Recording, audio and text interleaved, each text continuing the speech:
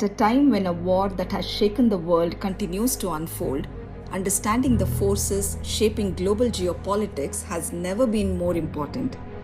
Today, I'm joined by a very special guest, someone whose career spans intelligence, diplomacy, and public discourse. Ravi Joshi, a former officer of Research and Analysis Wing, spent more than 25 years working on some of the most sensitive geopolitical regions, including Russia, Pakistan, Iran, and West Asia.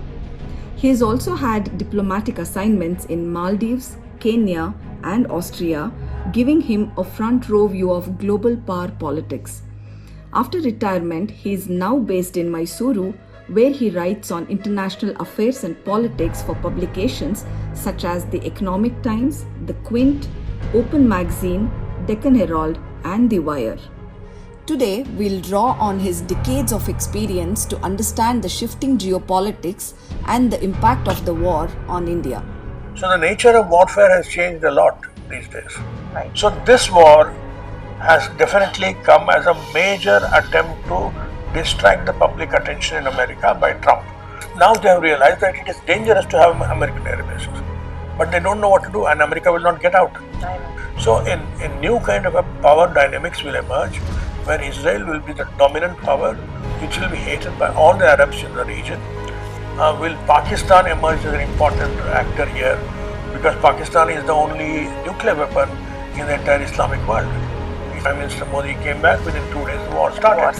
Americans had no business to torpedo an Iranian ship in this region. But if the war goes on for long, I'm sure China will be involved. They're willing to commit any kind of suicide attacks or any such thing.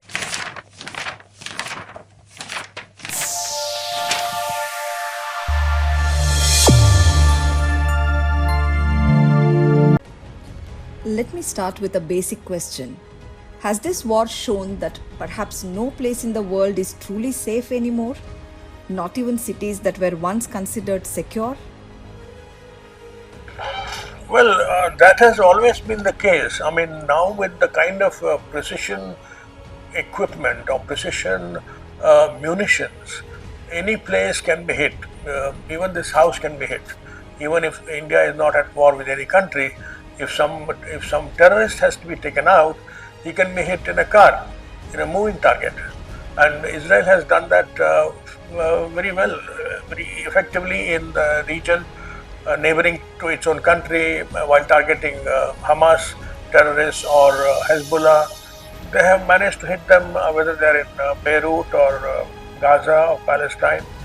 They have been doing that. And Iranian nuclear scientists have also been killed in the past.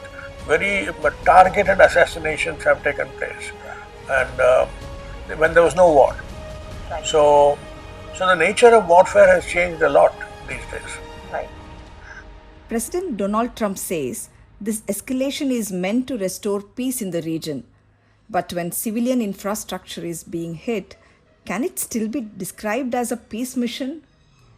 Look, when President Trump came to power in January 2025, he very emphatically declared that he is not a president for war. He is not going to declare any more wars, and he is not going to involve American soldiers in any kind of a military campaign. Exactly. So, and according to that statement, he maintained himself as a peace harbinger, and he claims to have brought about peace in about 7 or 8 areas where there was wars going on, including the India-Pakistan war, which is known as Operation Sindoor, where he repeatedly claimed that he brought about a ceasefire between India and Pakistan. Before that, he says he also brought about peace in Sudan, in Congo, in so many places. Some of them are exaggerated claims. And even the India-Pakistan ceasefire, Pakistan has accepted his role, but India has consistently said that it was on its own initiative that the ceasefire was brought about. Okay. But now, in the last 1 week, we have seen that Trump has actually, even last year itself, Trump broke his own self-made promise by attacking Iranian nuclear sites in Fordo, he he sent in very heavy conventional warheads into obliterate what he called as obliterating Iranian nuclear establishment. And there's a place called Fordo, and this nuclear site is is below a mountain, the Fordo mountain, and this was always kept as a secret by the Iranians for a long time. But Israel had exposed it quite some years ago. In fact, when I was in the IAEA, when I was in Vienna and I was attending the meetings in IAEA, I've heard this Israel exposing this Fordo nuclear site, and Iran later on brought in Fordo nuclear site under IAEA inspections. But recently, in June 2025, President Trump used conventional warheads to bomb this nuclear site, and he said, "With that, I have obliterated Iranian nuclear campaign." There's a view that the timing of the US Israel strike may have helped shift attention away from controversies surrounding Donald Trump and the legal troubles faced by Benjamin Netanyahu. Do you think domestic politics could have played a role in the timing of this escalation? Yes, domestic politics both in Israel and US have definitely played a role in causing this act of aggression on Iran. The domestic problems that Netanyahu was facing was regarding corruption charges. There was very serious corruption charges involving President Netanyahu with a very prominent billionaire of Israel. Uh, his his company had been given certain tenders, in return for which he had been given huge amounts of kickbacks. This was public knowledge in Israel, and the Israeli population, particularly the civil society, was going on massive protest marches demanding Netanyahu's resignation. But this event was completely overshadowed by the October 7th Hamas attack on Israel, when about 1,200 Israelis were killed by Hamas terrorists in Israel. It was a very unusual attack because the way the Hamas or Palestinian Muslims are kept in confinement on the outskirts of Israel, it is practically impossible for any group of Hamas people to come into Israel in jeeps and trucks and carry out attacks of such a nature and hijack nearly 250 Israelis. So even the Mossad people suspected whether there was any Israeli hand in releasing the Hamas terrorists to come and carry out this attack so that Israel could retaliate on a massive scale. And as we now know, Israel has carried out a practical genocide on the population of Palestinians in Gaza and has so far killed about 70,000 unarmed men, women, and children. Now, when this was going on, but Prime Minister Netanyahu kept up the pressure on President Trump to carry out attacks on Iran.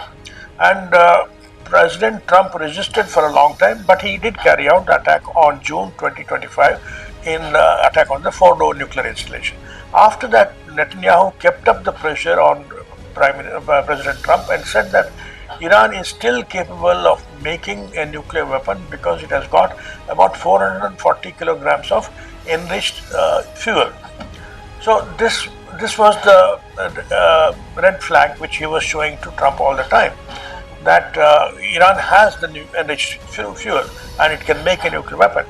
But it is not so easy to make a nuclear weapon from enriched fuel, even if the stock is about 500 kilograms. We need a different kind of technology for that, and Iran does not have the technology, and nor does Iran have the intention to make a nuclear weapon. And the Ayatollah Khamenei of Iran has repeatedly said, and in fact has issued a fatwa saying that Iran will not make a nuclear weapon. He said nuclear weapon is haram in our religion. He said, according to the Quran, a nuclear weapon or any weapon of mass destruction or even act of killing one individual is haram. So the question of making a nuclear weapon does not arise. This was the stated position or policy of Iran. But still, Netanyahu carried out this campaign that Iran is about to break in and about to make the nuclear weapon in 6 months' time or 8 months' time. he said this in the United Nations General Assembly speech so many times. So President Trump, who had not bought this idea so far, seems to have succumbed to this pressure of Netanyahu, also because of his own domestic pressure, as you rightly said. President Trump is facing enormous domestic pressure because of the revelations of the Epstein files. And about 3 million pages of the Epstein files have come out, indicating various people's involvement in the Epstein sex saga, where even pedophile was practiced. Children under the age of 14, 15 were also subjected to sexual abuse by very eminent leaders whom we all thought were very prominent leaders of the Western world. And that included people like Bill Clinton, Bill Gates, and Prince Andrew, and President Trump. President Trump, of course, is the main culprit in that, and the American public is desperately putting pressure on the Department of Justice to release all the emails relating to Trump's involvement in Epstein file. So this war has definitely come as a major attempt to distract the public attention in America by Trump. So both Netanyahu and Trump are discredited leaders in their own countries and are facing imminent impeachment. Both are facing impeachment. The impeachment will come certainly, it's a matter of time. So to escape the attention from that issue, they have started this war. Reports say the strike on Iran's supreme leader Ayatollah Ali Khamenei followed years of digital surveillance, even hacking into traffic cameras in Tehran to study movement patterns. Does this suggest that modern wars are now being fought as much through data and algorithms as through soldiers and missiles? No, in this particular case, if you see the first March attack on Ayatollah Ali Khamenei's residence, and also probably the place of meeting where about 24 other senior commanders of the IRGC were killed, this seems to be human intelligence. I do not think that this is possible. It is possible through satellite imagery. Satellite imagery must have been tracking Ayatollah Ali Khamenei's movement of his car, of his vehicles, and of the bodyguards. All that is extremely likely, and that happens all the time.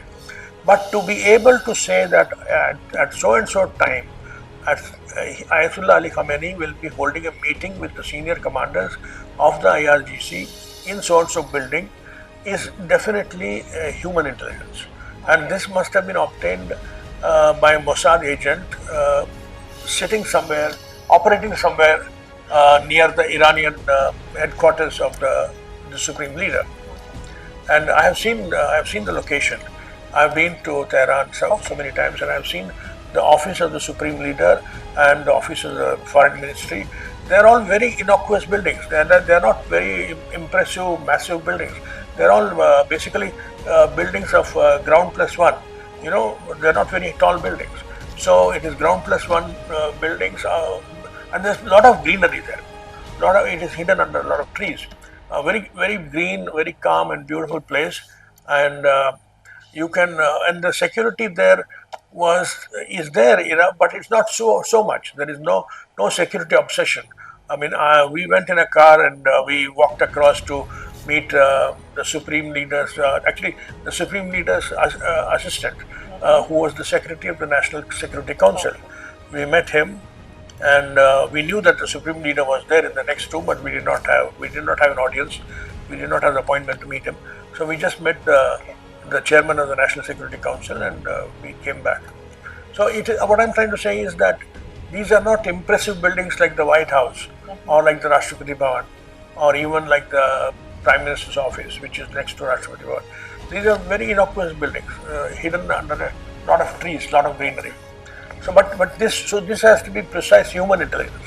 So there must be, and Mossad has been operating in Iran for a very long time, and I know they have killed so many nuclear scientists of Iran. It is a targeted assassination, and what they did on March 1st is also the same thing.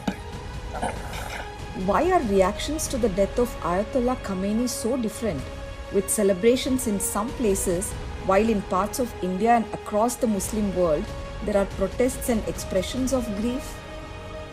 You see, you must remember that popular unrest had already started in Iran right from the time of Mahsa Amin's that taking off her hijab and protesting against the operation of the mullahs on, especially on women's rights. Right. So this started around 3-4 years ago, but more recently, in December 2025, there was very serious street protests protesting against inflation, against unemployment, against increasing poverty.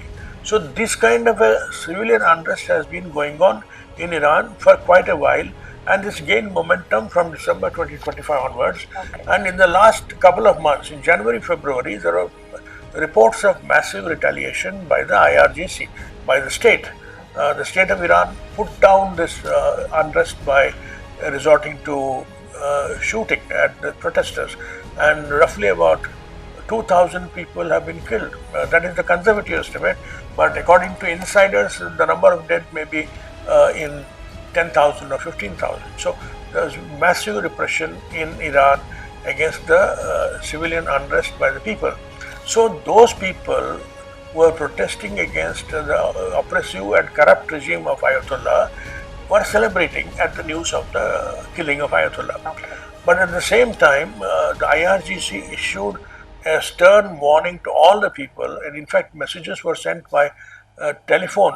By each mobile phone received a SMS saying that nobody will come out on the streets protesting against, celebrating the killing of Ayatollah. So after that, there has been very subdued reaction, and most of the reaction, what we are seeing now, is women weeping and beating their chest at the death of Ayatollah, their supreme leader. You must remember that Ayatollah is not merely a political head. He is not merely a head of government or a head of state.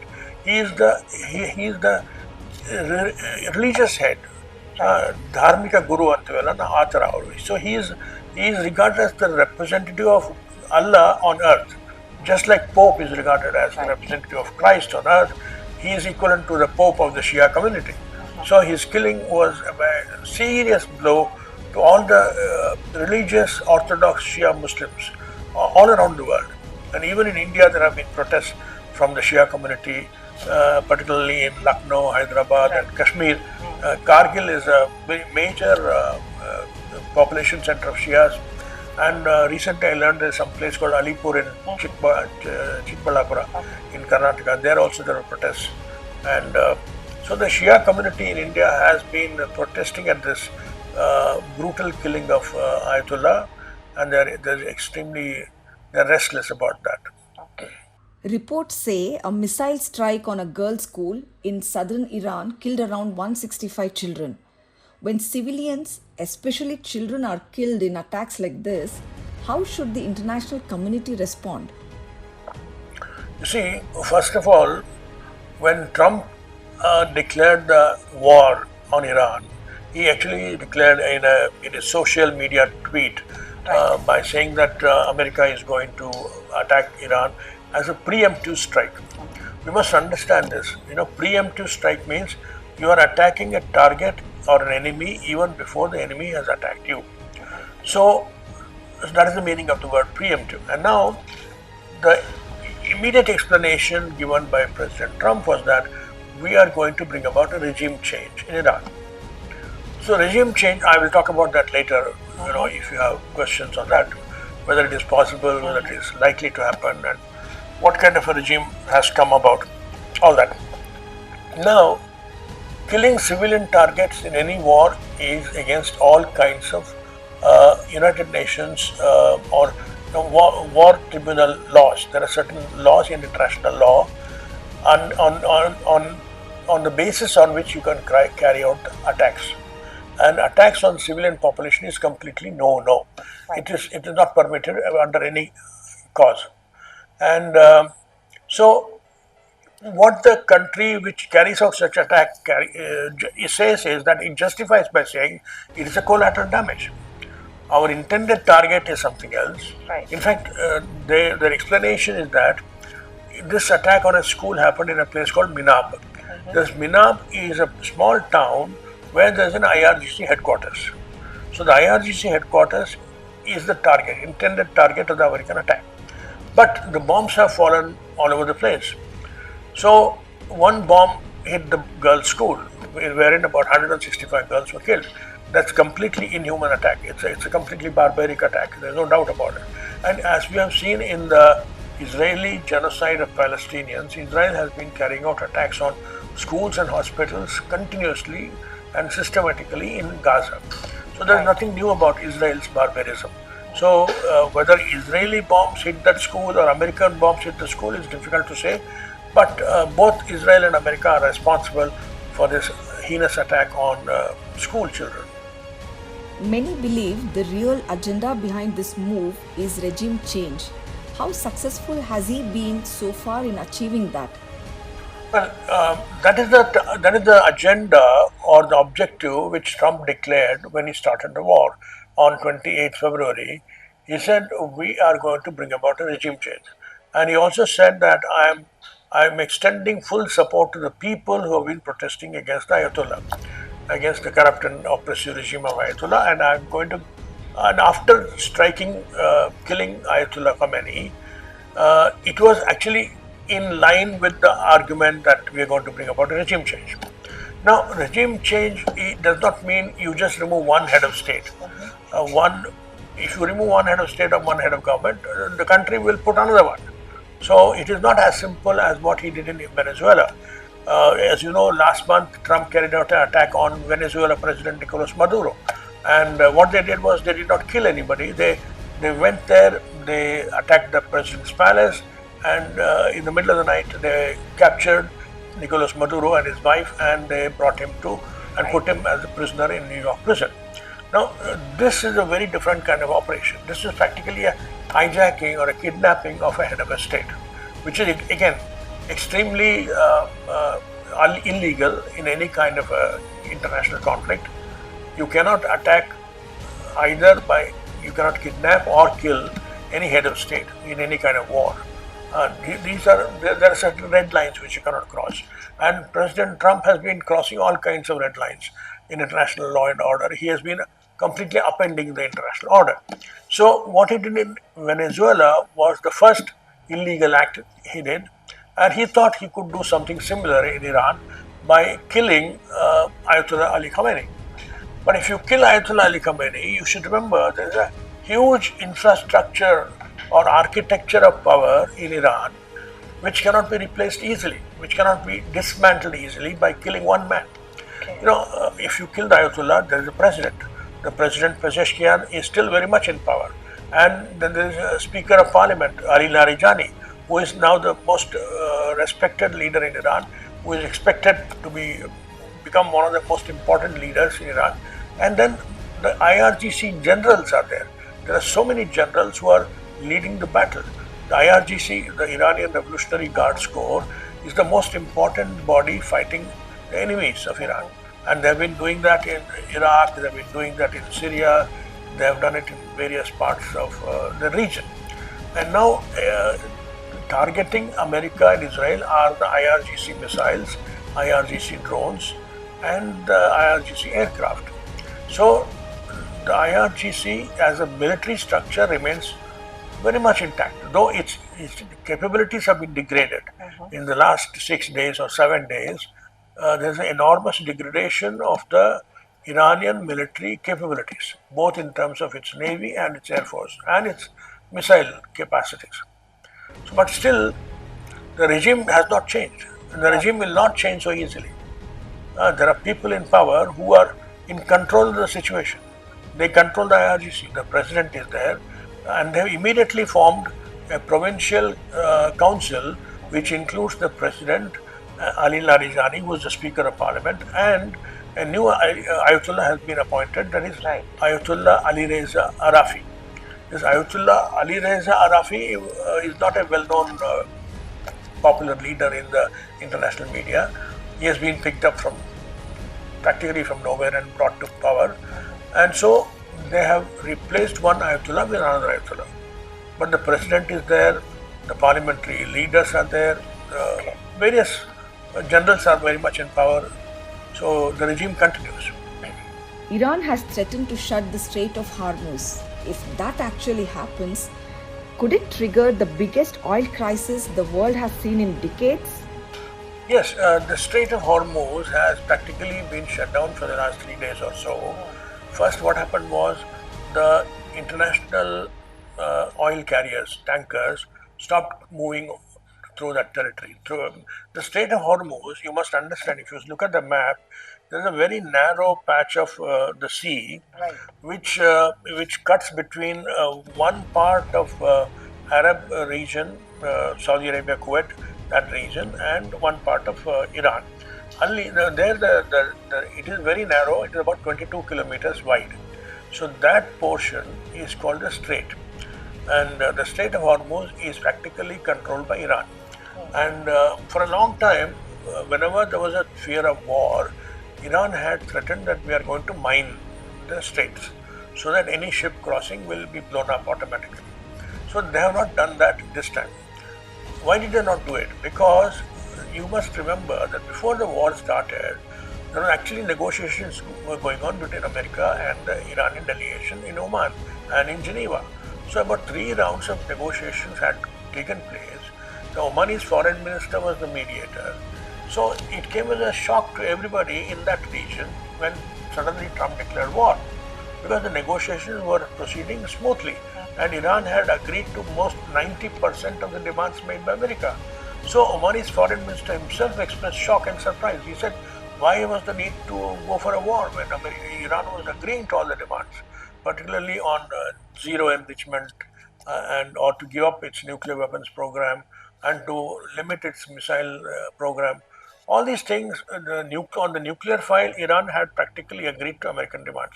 But on the missile issue, Iran had serious objections and they were not easily going to agree to the demands. Anyway, now coming back to the Strait of Hormuz, the last 3 days, there has already been stoppage of the oil movement of the oil tankers. But what has happened? That is because the insurance companies stopped taking the insurance. You must remember that whenever a huge cargo ship moves, it is heavily insured with the Lloyd's insurance in London or some other insurance company. They take the insurance. But whenever there's a crisis like this, the insurance companies wash their hands off. They said, we are not going to take any insurance. We are not responsible. So then it becomes very difficult for the ships to move in these territories, which are conflict zones, without any guarantee of security. So neither the seller nor the buyer will be ready to take the risk of such a huge consignment, whether it is commodities or whether it's oil. So the Strait of Hormuz was practically closed. Now what has happened is, Iran has said that for friendly ships we will allow, which includes Indian ships, fortunately. So there is a possibility that now that Trump has also has given a waiver for India to import oil from Russia for another 30 days, we might be able to get Russian oil through the Strait of Hormuz. But otherwise, we were getting the Russian oil through the eastern corridor from the Vladivostok region. And that was a very long route. It was taking about 21 days to 25 days to reach Madras port. From Vladivostok to Madras, that was coming. So we might still go back to that route because Strait of Hormuz is practically going to be shut down in the near future. And it has already impacted oil price. Before the war started, the oil price was about $66 per barrel. Right. Today it is about $83 per barrel, and it is likely to touch $100 per barrel very soon. So most analysts are expecting that it will not only touch $100, but it will even cross $100, because nobody knows how long this war is going to last. Right. Right. Have there been similar problems in the past? Yes, there have been problems. Actually, between India and Iran, we have had problems in getting the Iranian oil. Because of the sanctions, you must remember that Iran has been under American sanctions for the last 20 years. Being under sanctions is nothing new for Iran. So when Iran came under sanctions, we were one of the first victims who suffered that. Iran's main export of oil in Asia is to India, China, and Japan. China and Japan somehow managed to get out of this because they diversified, they increased their intake from Saudi Arabia and Iraq. We also increased our intake from Iraq. But still, Iran was a major supplier of oil to India, and at one point of time, we were importing as much as 13 million tons of oil per annum, which means about more than 1 million tons per month. So, and we were paying them about $13 billion or $12 billion per year. So, this was a huge chunk of India-Iran trade. And India-Iran trade has been going on for a very long time. And you must remember, India and Iran have historically very strong relationship. Right from the time of Aryan civilization, Iran, Persia, India have been very, very close. Anyway, now during this sanctions on Iranian oil, we came under increasing pressure of Obama administration. I remember that time Hillary Clinton was the Secretary of State and she had given us 18 months window. She said within this 18 months time you must shut down your oil supply to zero, oil import to zero. So at that time what we did was, the biggest problem was making payments to Iran in dollars.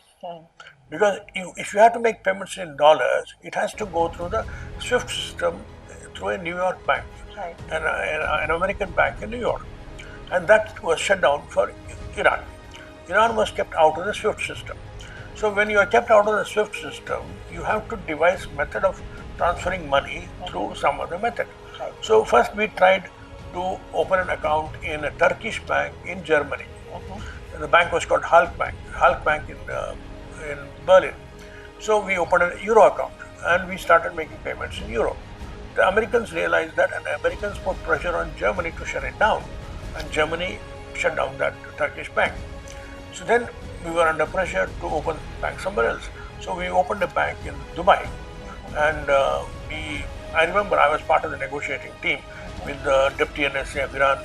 He had come to Delhi 2 or 3 times and we had gone to Iran twice, and this was the major issue, and he was repeatedly telling us, how can you let a third party intervene in a trade relationship between two countries? Right.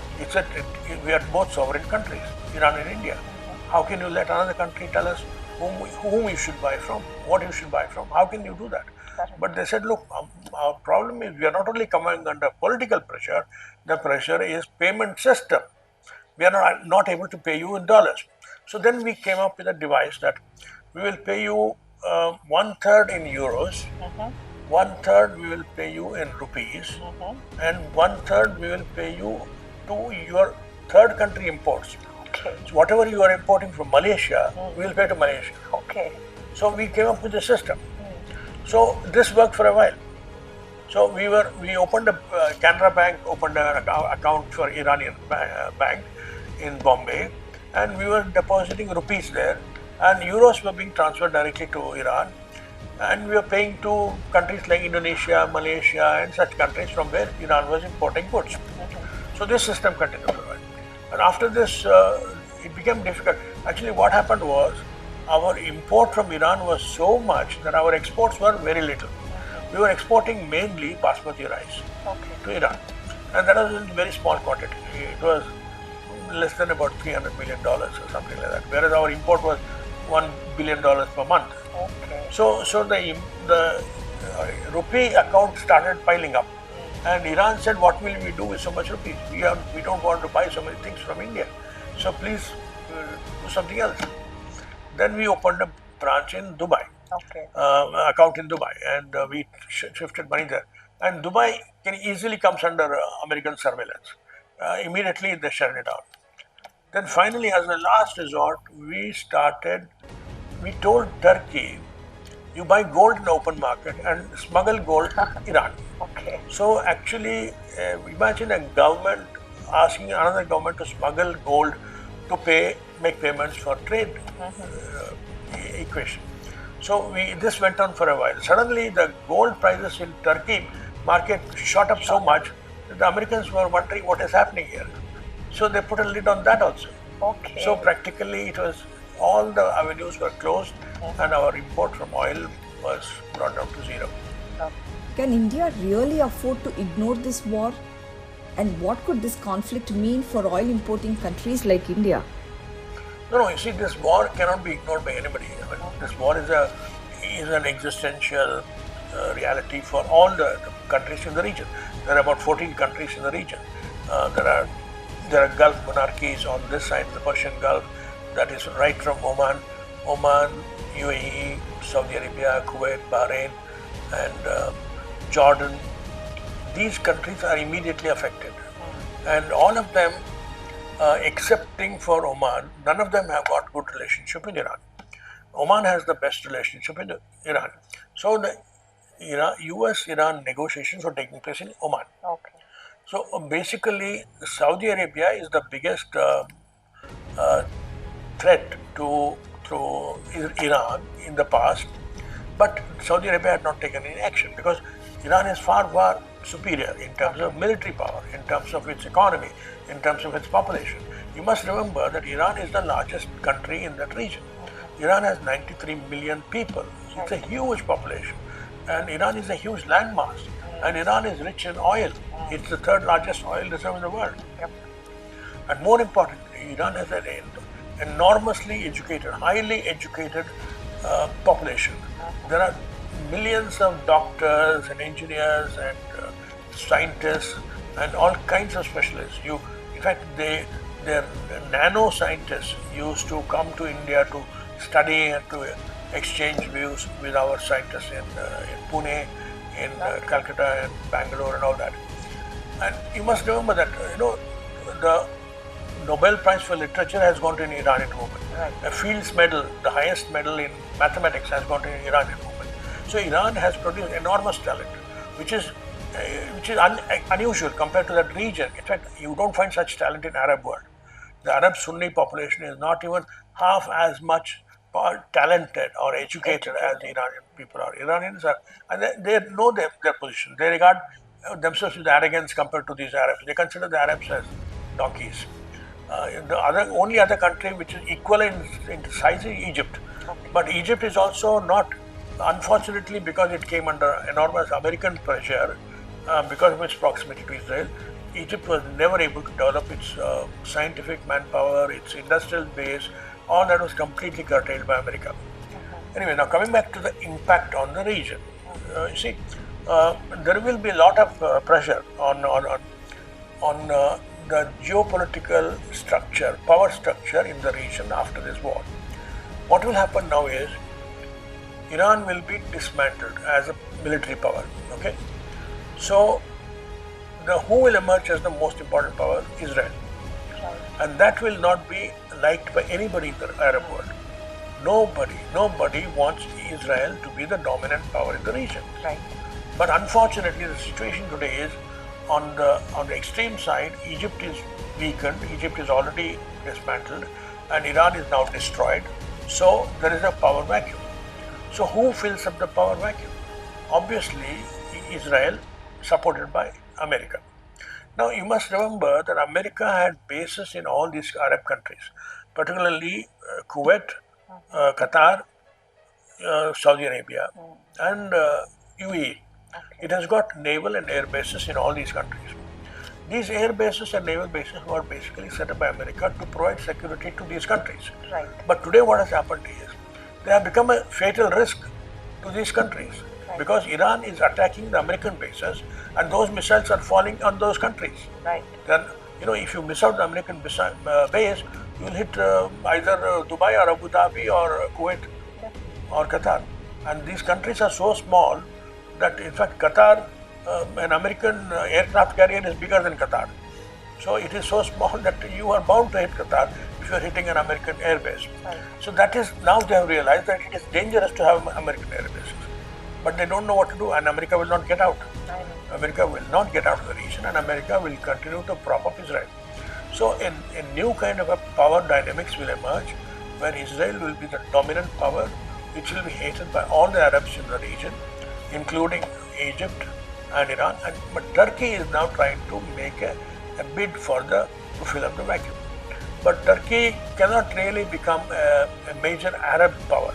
Turkey is always on the outside the Arab West Asian geographical region. But Turkey was, at one point of time, the Ottoman Empire, which was based in Turkey, ruled this entire region. The Ottoman Empire controlled every country in this region up to Egypt and Sudan and Morocco. It was that big. But that, of course, collapsed when the Britishers took over these colonies. So now nobody wants Turkey to emerge as a major power. But they do not mind Turkey to be a countervailing force to Israel. So we'll have to see what kind of a dynamics will emerge. Who will be the new partners? What role will Turkey play? What role will Egypt play? Will Pakistan emerge as an important actor here? Because Pakistan is the only nuclear weapon in the entire Islamic world. It's a nuclear weapon state.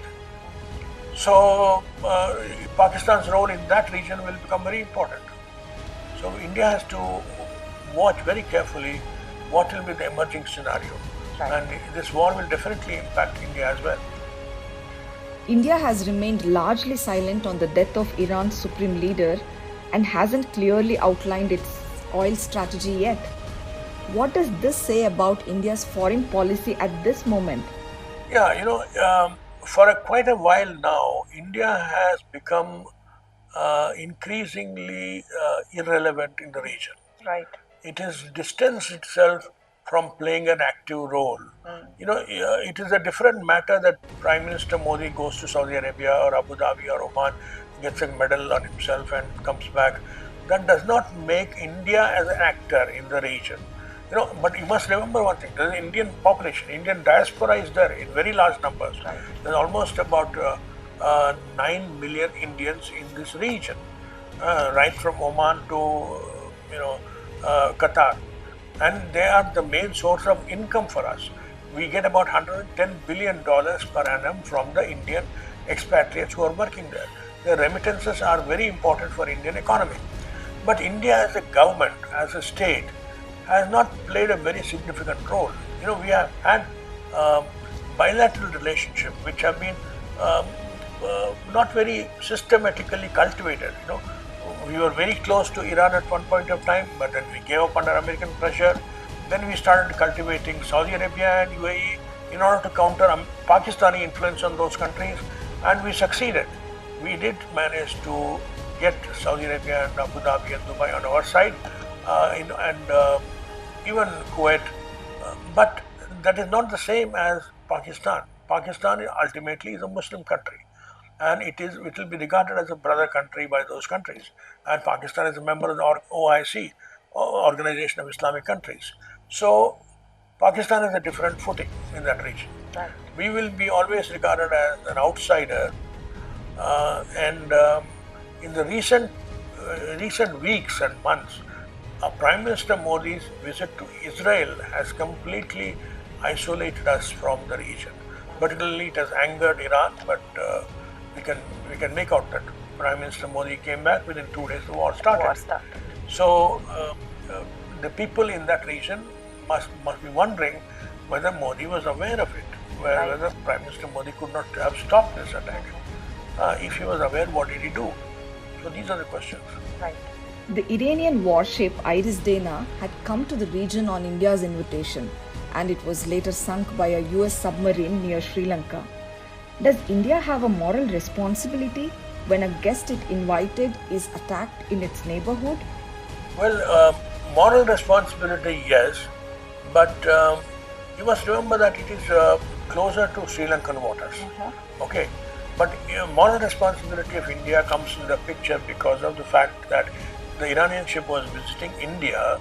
It took part in an Indian naval parade, which was attended by President Murmu in Visakhapatnam, and because it came for a naval drill, it was unarmed. An unarmed ship, a naval ship, cannot be attacked. Right. And it was absolutely no provocation. An American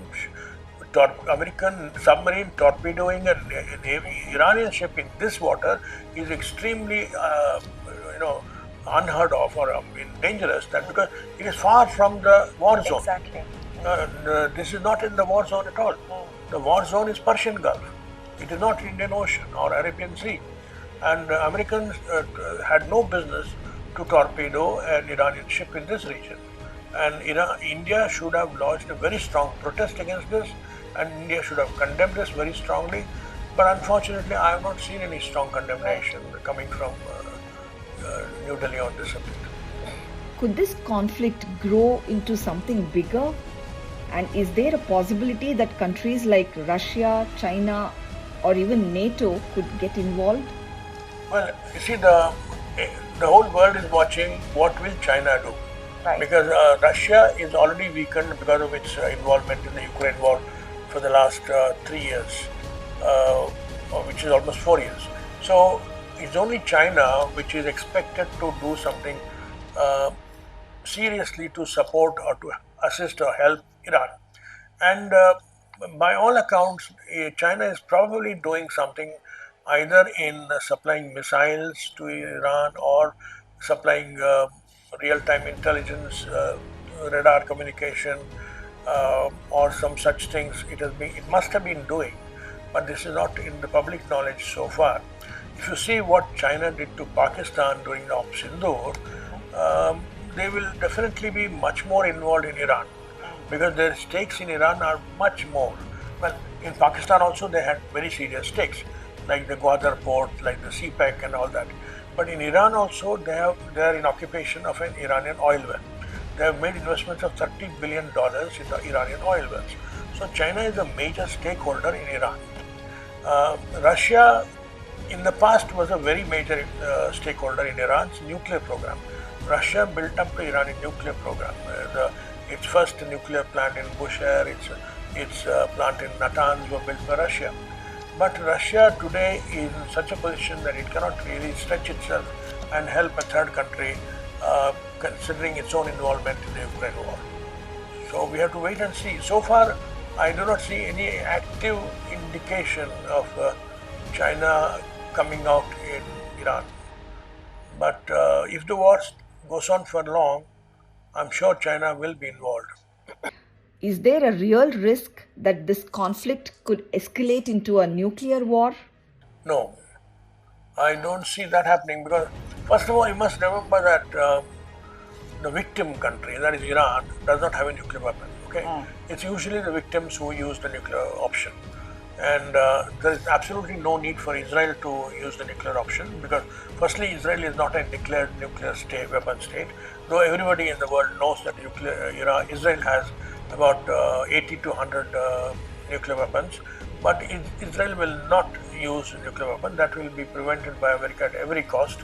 In fact, when the October 7th attack happened by Hamas on the Israeli citizens, that time American Secretary of State rushed to Tel Aviv essentially to see that Israel does not react crazily and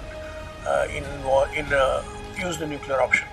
And President Biden came within 2 weeks after that, again to impress upon Israel not to use the nuclear option, which Prime Minister Netanyahu was capable of doing that to completely obliterate Palestinians in Gaza and also in West Bank.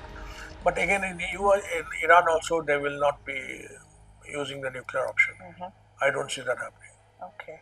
What should Indians living in West Asia be doing right now in this situation? Their condition is very critical. I mean, they are all living in a very unpredictable and dangerous situation because you do not know where the Iranian missiles are falling. Right. Some have already hit hotels in Dubai, some residential areas in Dubai and Abu Dhabi. So the Indian population is naturally very worried and very scared. And Indian government, I think, will start making attempts to evacuate these people and airlift as many as possible. But it's difficult to evacuate 9 million people, and most of them do not want to come also. Right. Their jobs are so secure, they do not want to get out, lose their jobs, and they would rather live it out and wait and watch and see how these things will develop. And they're hoping that, I'm sure they're all hoping that the war will come to an end soon because American forces and Israeli forces have seriously damaged Iranian retaliation capacity. And finally, is there any real exit strategy to bring this war to an end? Well, I don't see any exit strategy right now for Trump, excepting that Iran surrenders. That's what Trump has already said. He has told the IRGC, lay down your arms, surrender, and we'll declare a ceasefire. That is what he has said. And he has also called for negotiations. But Iranian leader Ali Larijani has clearly said we are not interested in negotiations. And Iranian Foreign Minister Abbas Araghchi has also said Iran is not interested in negotiations. So I do not see any kind of a conciliatory gesture from the Iranian side, and whether the IRGC will lay down its weapons, that's also very difficult to predict at this time. IRGC generals are quite hyped up about the killing of their leader Ayatollah Ali Khamenei, and they are in no mood to give up their weapons. So they are willing to die, and that's the whole problem.